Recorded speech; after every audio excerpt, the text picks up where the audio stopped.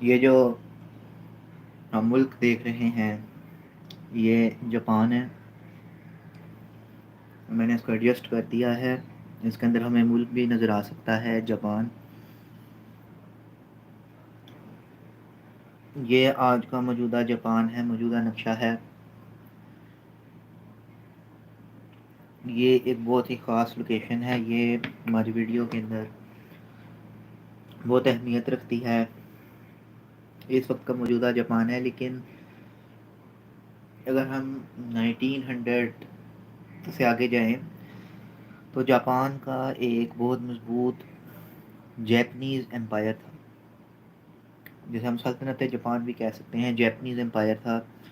اس نے اس امپائر کے ذریعے نہ صرف موجودہ جاپان بلکہ یہ اگر جاپان ہے موجودہ دکھا سکوں, یہ لکھا بھی ہوا ہے کوریا, جو آج دو ٹکڑوں کے اندر تقسیم ہو گیا ہے. نارتھ کوریا یعنی کہ شمالی کوریا, جو اس نقشے کے اندر اوپر کی طرف ہے, نیچے کی طرف ساؤتھ کوریا ہے. اس کے اوپر ہم ایک ویڈیو بھی بنا چکے ہیں کہ یہ دو ملک کیوں, یہ جو ایک ملک تھا کوریا, یہ دو الگ الگ ملکوں میں کیوں تقسیم ہوا. اس میں سوویت یونین اور امریکہ نے کلیدی کردار ادا کیا تھا ان کو دو الگ الگ ملکوں کے اندر ڈیوائڈ کرنے میں. اب جب جیپنیز امپائر تھا تو اس نے کوریا پر بھی قبضہ کیا تھا. کوریا اس کے قبضے میں تھا. کچھ مزید ملک, اور چین آج کا جو ایک بہت وسیع رقبے کے اوپر پھیلا ہوا چین ایک پاورفل کنٹری ہے, اس کا بھی کچھ رقبہ اس وقت جاپان کے پاس تھا. وہ زمانہ تب کا تھا جب چائنا بھی اتنا پاورفل نہیں ہوا تھا, تو اس نے ان علاقوں کے اوپر قبضہ کیا تھا. اچھا, اب جو سیکنڈ ورلڈ وار تھی اس کے اندر ایک تو جرمن امپائر کافی اسٹرانگ ہو گیا تھا. ہٹلر, جنگ شروع ہوئی. ابھی صرف ہم جاپان کے پرسپیکٹیو سے بات کریں گے. جو دوسری جنگ عظیم تھی اس کے اندر کئی پاورز نے حصہ لیا تھا. تو جو پاورز آپس میں لڑ رہی تھی, برٹش وغیرہ, جو برٹش امپائر بھی تھا اس کے اندر, اسے بڑا نقصان ہوا تھا. جنگ ختم ہونے کے بعد اس کی حکومت بہت سے علاقوں سے چلی گئی تھی. تو اس جنگ کے پرسپیکٹیو سے اگر ہم بات کریں تو یہ سارے ملک جنگوں کے لیے ادھر ادھر سے قرضے لے رہے تھے. خاص طور پہ امریکہ, امریکہ اس کے اندر اہم کردار ادا کر رہا تھا. امریکہ ان ملکوں کو قرضے دے رہا تھا, اور قرضے دے کر امریکہ اس پوری جنگ کے اندر خود اپنے ڈالر کو اسٹرانگ کر تھا, اپنے اکانومی کو اسٹرانگ کر رہا تھا, ان کو اسلحہ وغیرہ بیچ رہا تھا, جو بھی ان کو اس طرح کی ہیلپس وغیرہ کر رہا تھا, لونز وغیرہ. تو یہ لوگ اپنا نقصان کر رہے تھے. جنگ کے اندر خرچ کرے جا رہے تھے پیسے وغیرہ, پیسے کو پانی کی طرح بہا رہے تھے یہ لوگ. تو امریکہ شروع کے اندر جنگ کے اندر نہیں تھا, وہ نیوٹرل تھا. اگر ہم دیکھیں تو اس وقت امریکہ نیوٹرل تھا. اب یہاں کچھ کالونیل پاورز کا ذکر, اس سے پچھلی جو ویڈیو تھی NATO versus U S S R, اس کے اندر ہم کر چکے ہیں کہ 9 آبادیاتی طاقتیں جو مختلف ملک کو کولونائز کرتی ہیں, وہاں آبادکاری کر کے لوگوں کو اپنے آباد کر کے ابھی فوج کے ذریعے اس پورے علاقے کو اپنے قبضے میں کر لیتی تھی, کالونیز بنا رہی تھی. ان کا ایک ورلڈ آرڈر ہوتا تھا, ایک ان کا ورلڈ آرڈر ہوا کرتا تھا. تو اس کے ذریعے وہ ان ملکوں کے اوپر ایک اپنے تسلط قائم کرتے تھے. جیسے موجودہ سب کانٹیننٹ, انڈین سب کانٹیننٹ بھی برٹش کی کالونی تھی.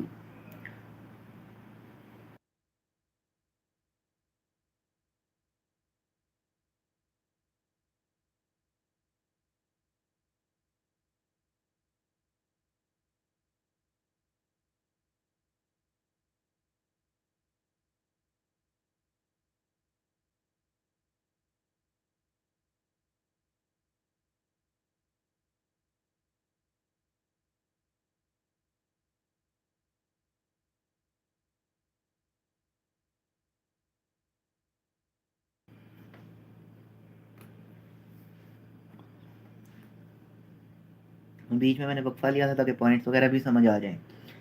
تو ہم جان چکے ہیں. تو اب آگے کیا ہوا. جرمن امپائر, وہ جیپنیز امپائر جو تھا, جاپان نے کوریا, کچھ مزید علاقوں اور چین کے بھی کافی علاقے پر قبضہ کر لیا تھا, کچھ علاقے پر. تو اس وقت امریکہ نیوٹرل تھا. اب تھوڑا سا میپ کو ذرا نیچے کر لیتے ہیں, مطلب جاپان سے تھوڑا نیچے آتے ہیں. یہ کیا ہے؟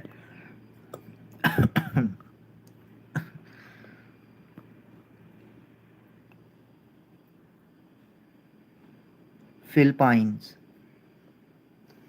یہ اس پر اس وقت قبضہ تھا امریکہ کا, لیکن تھا وہ نیوٹرل. امریکہ پہ جنگ میں اس نے حصہ نہیں لیا تھا. پھر ہم تھوڑا سا آگے جائیں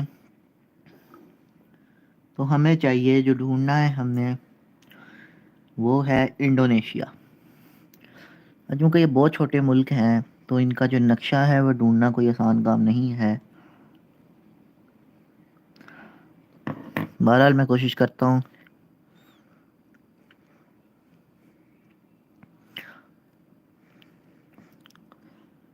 ہوں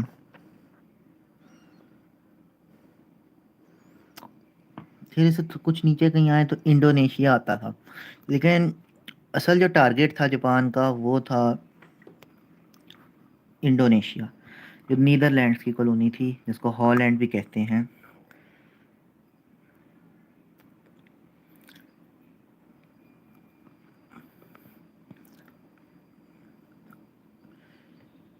اچھا, اب پہلا سوال یہ ہے کہ وہ اس ملک پہ کیوں قبضہ کرنا چاہتا تھا. جب جاپان اس طرح کے حملے کر رہا تھا تو کیونکہ وہ ریسورسز لینے کے لیے اور ملکوں تک بھی جانا چاہتا تھا, امریکہ نے, کیونکہ وہ اپنا 80% تیل تقریباً امریکہ سے لیتا تھا, تو امریکہ نے ایک مطالبہ کر دیا. امریکہ نے جاپان سے ایک مطالبہ کر دیا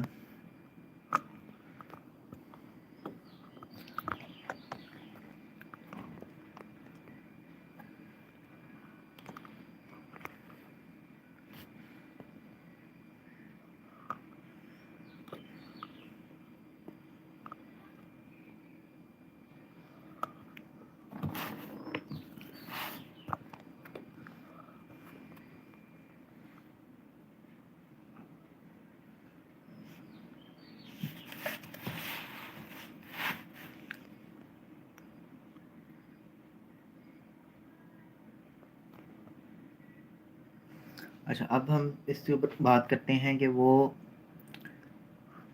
مطالبہ کیا تھا. جب امریکہ نے جاپان کو دینے والا جو آئل تھا وہ بند کر دیا, جو سے جاپان لیتا تھا 80%, اس نے کہا کہ چائنا کے جو علاقے پر قبضہ کیا ہے جاپان نے, ان علاقوں کو چائنا چھوڑ دے, اپنی فورسز وہاں سے بلا لے واپس. لیکن جاپان نے اس بات سے انکار کر دیا, یہ بات ماننے سے. تو ہوا کیا, ظاہری بات ہے تیل بھی چاہیے تھا, علاقوں میں کنٹرول بھی رکھنا تھا, تو اس نے کہا ریسورسز کے لیے. اس وقت ملیشیا بھی ایک ملک تھا جو قبضے میں تھا برٹش کے.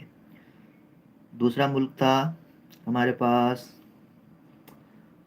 انڈونیشیا, وہ قبضے میں تھا, میں پہلے بھی بتا چکا ہوں, نیدر لینڈس کے, ہالینڈ کے قبضے میں تھا. فلپائنس کے اوپر امریکہ کا قبضہ تھا. اب جاپان, ہم ایک ذرا بناتے ہیں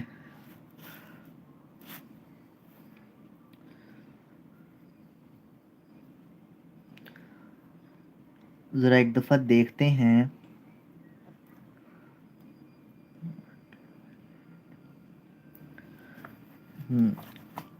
اس سے اوپر بھی ایک نقشہ ہے, یہ نقشہ, یہ کیا ہے, فلپائنز اوپر کی طرف. یہ میں اس کو ذرا ایڈجسٹ بھی کر لیتا ہوں.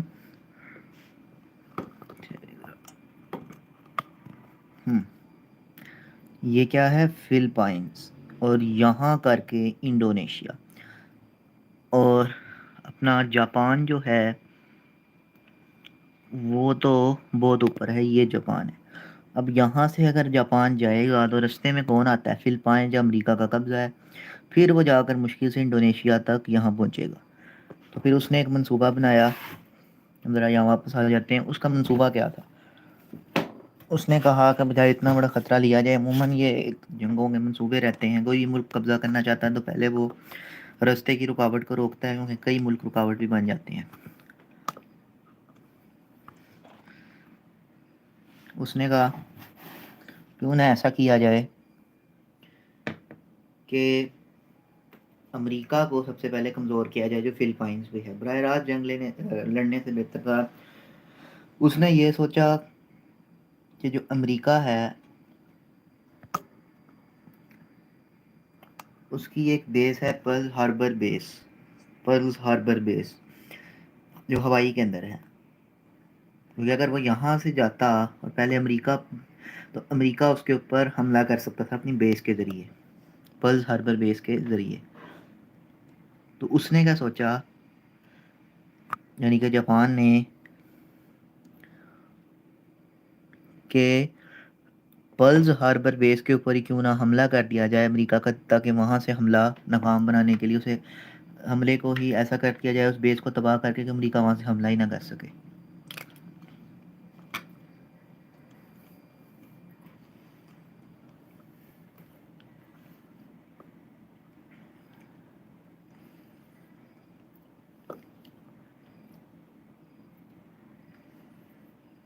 لیکن امریکہ جو تھا اس سے جاپان کی یہ جو سوچ رہا تھا جاپان، دراصل یہیں سے وہ وقت شروع ہو گیا تھا کہ جاپان کا کہہ سکتے ہیں کہ برا وقت تقریباً شروع ہو چکا تھا، یا جاپان کے اوپر ایٹم بم گرنے والا واقعے کا بھی آغاز ہونا تھا.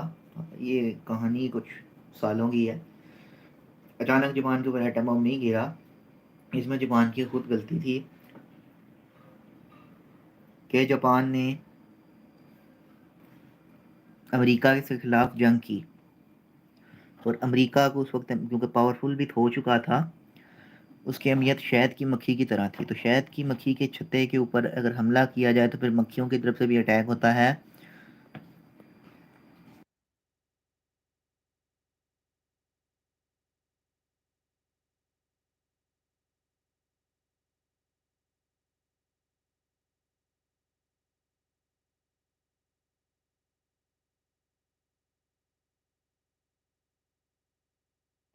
اور وہ ملک اتنا طاقتور، جاپان ابھی اتنا پاورفل نہیں تھا کہ امریکہ سے جنگ لڑے، تو اس نے پرل ہاربر بیس پر حملے کا فیصلہ کر لیا.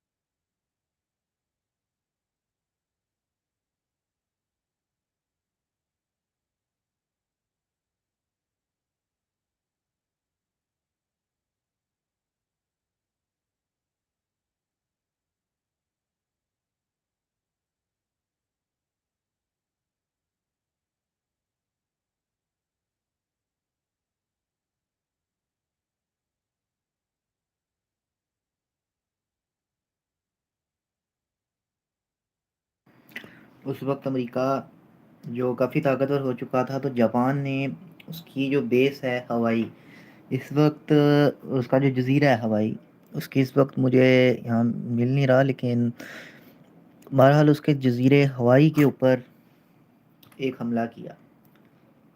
ٹھیک ہے، ابھی ہم دیکھتے ہیں کیا. اچھا، امریکہ سے کیونکہ یہ جنگ تھی اس کی، امریکہ کے خلاف اس نے بہت بڑی غلطی کی کہ جنگ کے بارے میں سوچا. اب اس نے ایک حملے کا منصوبہ بنایا. تو اس کے اندر جو اس کے پاس اینٹی جہاز جو اس نے رکھے تھے وہ تقریباً 2 بیٹل شپس تھے جاپان کے پاس، 30 ڈسٹرائرس تھے، 39 سب مرینس تھی، 400 414 بمبر ایئر کرافٹ تھے۔ ایئر کرافٹ کیریئر کے ذریعے ان جہازوں کو کچھ قریب لے کے جایا گیا اور جزیرے کے بالکل جاپان نے کوئی ریڈیو سے رابطہ نہیں کیا تاکہ کسی بھی ملک کو پتہ نہ لگ جائے اس بارے میں، اور اس نے پھر اچانک صبح 7:57 کو اس نے 7 دسمبر 1941 7 دسمبر کو 7:57 پر اس کے 350 جیپنیز ایئر کرافٹ نے پہلا اٹیک کیا۔ 2 گروپس میں گئے تھے، بعد میں دوسرے نے بھی حملہ کیا اور 1 سے 2 گھنٹے کا تقریباً وقت کے اندر انہوں نے جو نقصان کیا۔ اس وقت امریکہ کا پہلے ہم دیکھ لیتے ہیں کہ امریکہ کے پاس کیا تھا، کون کون سے ہتھیار تھے امریکہ کے پاس۔ تو امریکہ کے پاس جو سامان تھا، امریکہ کے پاس 8 بیٹل شپس تھے، 59 اینٹی ایئر کرافٹ شپس تھے، 4 سب مرینس تھی اور 390 ایئر کرافٹ تھے۔ تو اس کے بعد جو تباہی مچائی گئی وہ کیا تھی؟ جو تباہی تھی، امریکہ کے 20 ویسلز تباہ ہو گئے، 8 بیٹل شپس تباہ ہو گئے، تقریباً کافی زیادہ پلینز بھی تباہ ہو گئے، بہت زیادہ پلینز بھی تباہ ہو گئے۔ تو اس کے بعد ہوا کیا؟ اس کے بعد ہوا یہ کہ اس طرح سے امریکہ کے ساتھ جنگ لڑنے کی وجہ سے جو نقصان جاپان کو ہوا وہ یہ ہوا کہ ایک تو کہتے ہیں کہ وہ ایک مین انرجی سورس تھا، اس کو اس نے تباہ نہیں کیا، جس کے بعد اس کو ریکور بھی کر دیا کیا۔ کچھ جہاز، بحری جہاز کی بات ہو رہی ہے کیونکہ اس کی بحری بیس تھی وہاں، نیول بیس تھی، تو بعض جہاز شیلو واٹر کے اندر ڈوبے تھے، یعنی کہ کم گہرے پانی کے اندر، انہوں نے نکال کر ریپیئر بھی کیا گیا، 3 مہینے یا کتنے لگے۔ بہرحال امریکہ جنگ ڈکلیئر کر چکا تھا جاپان کے خلاف۔ یہ وہ واقعہ تھا جس نے امریکہ کو اس جنگ میں آنے کے لیے بھی موقع بھی کہہ سکتے ہیں، لیکن ایک جواز چاہیے ہوتا ہے کہ آگ کو بھڑکانے کے لیے کسی بھی جنگ کا اصل میں جواز چاہیے ہوتا ہے۔ جب بھی کوئی ملک دوسرے ملک پہ حملہ کرتا ہے تو اسے جواز چاہیے ہوتا ہے۔ جیسے روس نے جو حملہ بھی یوکرین کے اوپر کیا ہے، کہتے ہیں کہ یوکرین کیونکہ نیٹو کے اندر شامل ہونا چاہتا ہے اور رشیا نہیں چاہتا کہ اس کے بارڈر کے اتنے قریب نیٹو آ جائے، تو اس نے پھر یوکرین کے اوپر بالکل چڑھائی کر دی تھی، اور یہ ایک جواز کوئی بھی چاہیے ہوتا ہے۔ قبضہ تو بہرحال ہو جانا تھا، تو اسے ایک جواز چاہیے تھا، ایک وجہ چاہیے تھی حملے کے لیے، تو اس نے یہ وجہ ظاہر کر دی کہ نیٹو کے اوپر آ جائے، نیٹو کے اندر شامل ہو جائے گا تو نیٹو ہمارے بہت قریب آ جائے گا، نیٹو رشیا کے بارڈرز تک ایکسپینڈ کر جائے گا، تو یہ بھی وجہ تھی۔ تو ادھر جو جاپان نے حملہ کیا یہاں تک تو ٹھیک تھا۔ اب جاپان کو اس کا نقصان کیا ہوا یہ ہمیں بھی نقشے کے اوپر دیکھتے ہیں کہ جاپان نے تاریخ کا ایک بڑا اپنے اوپر تباہی جو ہے وہ اپنے اوپر جاپان کو دیکھنے کو اپنے اوپر ایک تباہی کا جو دور تھا وہ پھر جاپان نے کچھ سال دیکھا کہ امریکہ نے جاپان کو اچھا سبق سکھاتا رہا، اور اس نے ٹوکیو کے اوپر کوئی بم برسائے، ایٹم بم نہیں، دوسرے بمس، وہ بھی کافی خطرناک ہوتے ہیں تباہی کے لحاظ سے، لیکن ایٹم بم جتنے ڈینجرس نہیں تھے۔ ایٹم بم کے بعد میں واقعہ آتا ہے، اس نے بہت زیادہ بمس گرائے، جاپان کو کئی جگہوں پہ ٹف ٹائم دیا، اور جاپان بظاہر یہ جنگ ہارا تھا۔ پچھلی دفعہ جب اس نے پرل ہاربر بیس کے اوپر حملہ کیا تھا تب وہ نقصان کر کے بہت کیا تھا امریکہ کا، اپنے جو اس کے پاس تھے بمبر ایئر کرافٹ تھے، وہ بہت بم برسا کر چلے جاتے تھے، لیکن جب امریکہ نے اس کے اوپر بدلہ لیا، اس سے کافی دیر اس نے جاپان کو ٹف ٹائم دیا، لیکن جاپان اتنی زیادہ نقصان کے باوجود بھی، کیونکہ جاپان صحیح طرح مقابلہ نہیں کر پا رہا تھا، بعض لوگ یہ بھی کہتے ہیں کہ ویسے جاپان کا ساتھ ہٹلر بھی اس کے ساتھ تھا، لیکن بظاہر جاپان اس جنگ کے اندر بالکل ہار ہی رہا تھا، نقصان بھی بہت اٹھا رہا تھا، لیکن وہ بھی ہتھیار نہیں ڈال رہا تھا۔ تو امریکہ کے اندر امریکہ کو کوئی خبر ملی تھی کہ جرمنی بھی ایٹم بم بنا رہا ہے، تو امریکہ نے آئنسٹائن نے امریکہ کے صدر کو بھی یہ خط لکھا تھا کہ ہمیں بھی بنانا چاہیے ایک ایٹم بم، کہیں اس سے پہلے جرمنی بنا کر ہمارے اوپر ہی نہ مار دے، کیونکہ اس پہ جرمن امپائر بھی اسٹرانگ تھا۔ آہستہ آہستہ جرمن امپائر بھی بری طرح ہرا تھا، اس پہ کبھی اور بات کریں گے۔ تو انہوں نے ایک شہر خفیہ امریکہ کے صدر نے بسایا، وہاں ایک سائنٹسٹ تھا، اس کا نام تھا اوپن ہیمر، وہ ایٹم بم کا انوینٹر تھا، اس کو وہاں لے کے جایا گیا اور بھی کچھ لوگوں کو، لیکن آئنسٹائن کو کسی وجہ سے نہیں انہوں نے شامل کیا۔ تو جب یہ سارا واقعہ ہوا، ایٹم بم کی تیاریاں بہت خفیہ طریقے سے کی گئی دنیا سے چھپانے کے لیے، کیونکہ جب بھی کوئی ایٹم بم بنایا جاتا ہے تو یہ کوشش بنانے والے ملک کی رہتی ہے کہ کسی کو بھی اس ایٹم بم کے بارے میں نہ پتہ لگ جائے۔ اپنی طرف سے تو ان کا یہی منصوبہ تھا کہ کسی بھی ملک کو اس ایٹم بم کے بارے میں نہ پتہ لگ جائے، لیکن بنا لیا انہوں نے، ٹھیک ہے، بہت سکسیزفل طریقے سے انہوں نے ایک ایٹم بم بنا لیا۔ اب امریکہ کو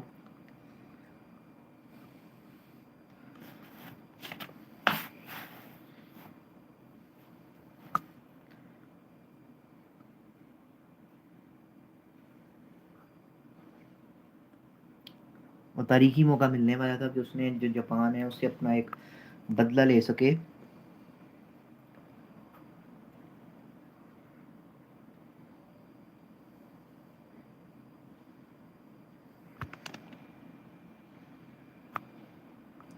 اب یہاں سے جاپان کی تباہی شروع ہوتی ہے۔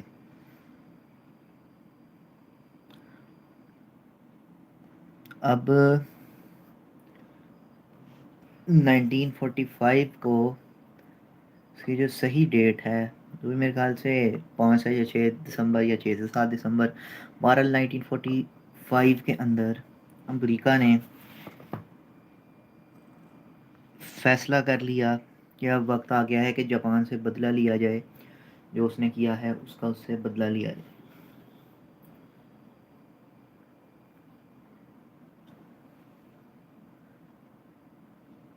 تو اس نے، امریکہ نے جاپان کے پہلے شہر ہیروشیما پر ایٹم بم برسا دیا۔ چند سیکنڈز کے اندر شہر کے 80% عمارتیں تباہ۔ پھر ابھی وہ کچھ سمجھ بھی نہیں پائے تھے جاپان والے کہ یہ ہوا کیا ہے، کہ اس کے 3 دن بعد ناگاساکی کے اوپر بھی امریکہ نے ایک اور ایٹم بم گرا دیا۔ پہلے کا نام شاید لٹل بوائے تھا، جو پہلا گرایا گیا تھا ہیروشیما کے اوپر، دوسرے کا نام فیٹ بوائے یا پتہ نہیں کیا نام تھا، مجھے پتہ نہیں ہے، دوسرے کا نام مجھے کوئی نہیں پتا کیا تھا، اس پہلے کا نام لٹل بوائے تھا جو انہوں نے گرایا تھا۔ اب اس کے بعد جو جاپان کے اندر ہمیں پتہ ہے کہ تقریباً 2,50,000 کے بہت زیادہ لوگ تقریباً مارے گئے، تو جاپان کو پھر سرنڈر کرنا پڑا، کیونکہ اگر وہ سرنڈر نہ کرتا تو پھر امریکہ اور بھی تو کئی بم گرا سکتا تھا، اگلا بم اگر ٹوکیو پہ گرا دیتا تو جاپان کو بھی ظاہری بات، اتنے بڑے نقصان کے بعد کون سا ملک کھڑا ہو سکتا ہے۔ تو تاریخ کا یہ واقعہ ہو گیا، جاپان کے اوپر ایٹم بم بھی گر گیا۔ یہ وار کے اوپر جو ہم ٹاکس کر رہے ہیں سیریز کے اندر، تو اب ہم بات کریں گے کہ اس سے جاپان نے کیا کچھ سیکھا بھی یا نہیں سیکھا۔ اسے جاپان نے بہت بڑا تاریخی سبق سیکھا، جو آج کی بھی بہت سے ملکوں کو سیکھنے کی ضرورت ہے۔ وہ یہ تھا کہ جنگوں سے کچھ حاصل نہیں ہوتا، جنگیں صرف تباہی لے کر آتی ہیں، لیکن اگر جنگوں کو ایوائڈ کیا جائے، ان سے بچا جائے، ان سے دور آ جائے، تو پھر ہی ملک ترقی کر سکتے ہیں۔ تو جاپان نے اس کے بعد اپنا سارا فوکس ٹیکنالوجی کے اوپر کیا۔ اس نے اپنی ملٹری کا جی ڈی پی بھی اگر ہم دیکھیں، جی ڈی پی کا ایک حصہ ہوتا ہے نا، کچھ لگایا جاتا ہے ایجوکیشن پر، مختلف چیزوں کے اوپر بجٹ جیسے ہوتا ہے، کچھ مختلف کچھ دیا جاتا ہے، ملٹری فوج کے لیے بھی دیا جاتا ہے تاکہ فوج اسٹرانگ ہو۔ بعض ملکوں کا بہت اچھا خاصا بھی ہوتا ہے، جو پاورفل ملک ہیں، جنہیں ضرورت ہے، جن کے دشمن بھی بہت زیادہ ہیں، امریکہ، چائنا، رشیا جیسے ملک، لیکن اگر ہم بات کریں جاپان کی، تو آج کا جو جاپان نے اپنا جی ڈی پی مقرر کیا ہوا ہے فوج کے لیے،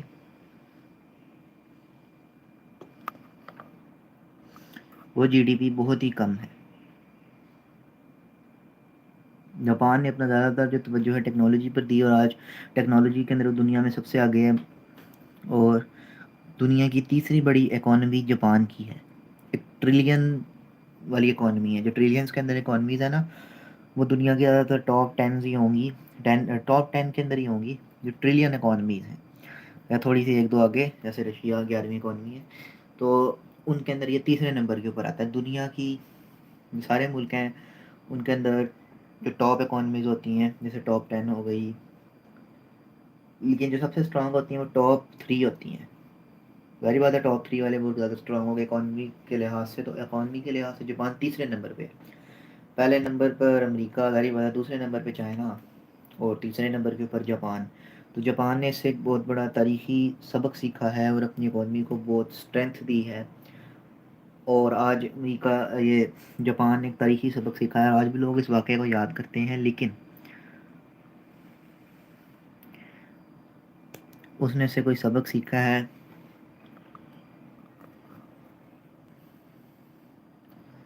لیکن جو باقی بعض ملک ہیں انہوں نے اس سے بالکل بھی سبق نہیں سیکھا، اور اب اس انڈونیشیا کے اوپر حملے کے لیے اور انڈونیشیا پر قبضے کے لیے اور فلپائن سے امریکہ کی مزاحمت کو روکنے کے لیے جو اس نے حملہ کیا وہ اس کے لیے بڑا برا ثابت ہوا۔ امریکہ نے بھی اس کے اندر سویلینز کے اوپر بم گرا کے، پہلی بات ہے کوئی اچھی تاریخ رقم نہیں کی، لیکن جیسا کہ ہم جانتے ہیں جنگ کا یہ اصول ہوتا ہے کہ جنگ کے اندر اخلاق نام کی کوئی چیز نہیں ہوتی، تو بالکل یہی ہمیں نظر آتا ہے۔ لیکن اس جنگ کے اندر جاپان کی اپنی بھی غلطی تھی کہ اس نے ایسے ہی ایک ملک کے اوپر صرف قبضے کی خاطر امریکہ سے جنگ مول لی، جو اس کے لیے نہایت غلط فیصلہ ثابت ہوا۔ زیادہ قصور امریکہ کا بے شک ہے، لیکن اگر جنگ کے اندر نہ رہا جائے، اسے نیوٹرل رہا جائے تو زیادہ بہتر رہتا ہے، پھر دوسرے ملک کو حملے کا جواز مل جاتا ہے، پھر چاہے حملہ فوجی بیسس کے اوپر ہو یا پھر سویلینز کے اوپر حملہ ہو۔